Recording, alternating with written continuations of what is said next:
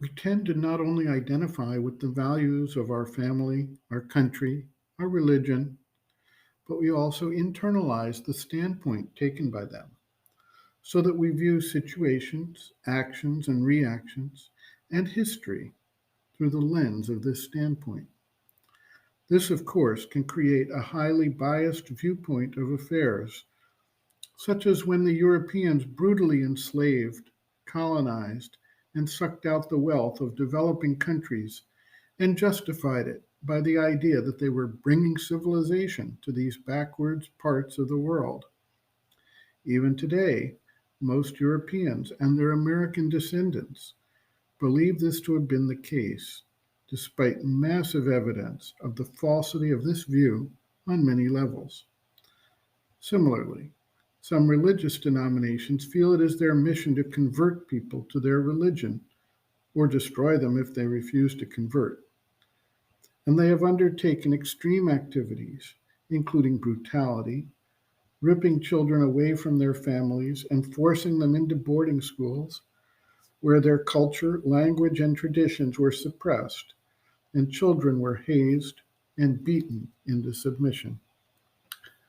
These may be some of the most visible and egregious types of examples, but they illustrate how people ordinarily can accept the viewpoint they inherit with their birth into a particular life, no matter how visibly brutal and inhumane that viewpoint actually turns out to be.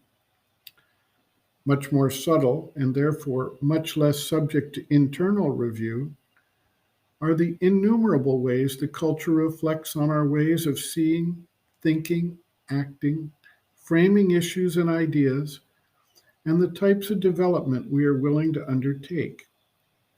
This also includes our ways of treating other people, how we relate to children, how we relate to each other, and may include subtle pressures to conform to racist, sexist, or similar viewpoints in our day to day lives, demeaning others, bullying, or simply accepting actions that deny others equal access and rights through systemic processes that we simply accept as being the natural order of things.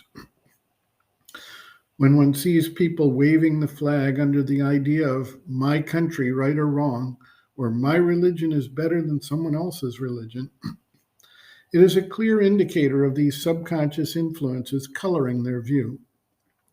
Each one of us carries these subconscious influences within ourselves, and at some point, to become free and able to see things based on an undistorted view, we must become aware of these subconscious forms of bias and coloration and take steps to eliminate them from our vision and our action.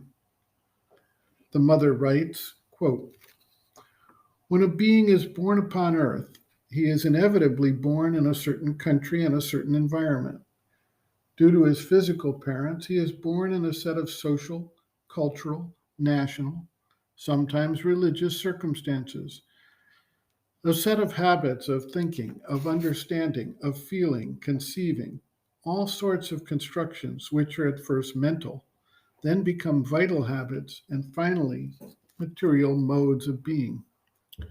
To put things more clearly, you are born in a certain society or religion in a particular country, and this society has a collective conception of its own, and this nation has a collective conception of its own.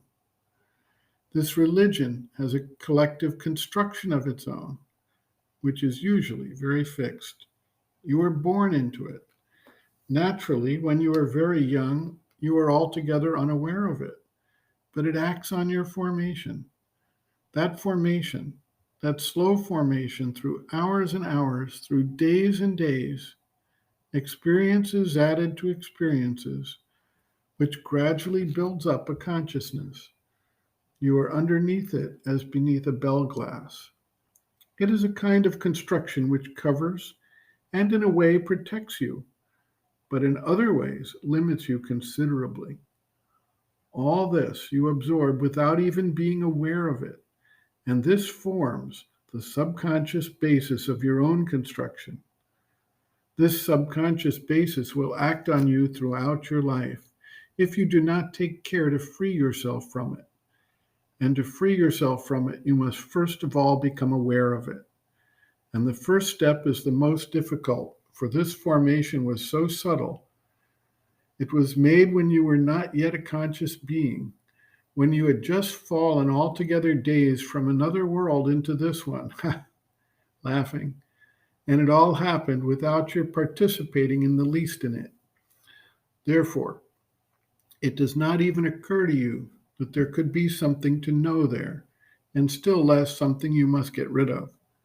And it is quite remarkable that when for some reason or other you do become aware of the hold of this collective suggestion, you realize at the same time that a very assiduous and prolonged labor is necessary in order to get rid of it.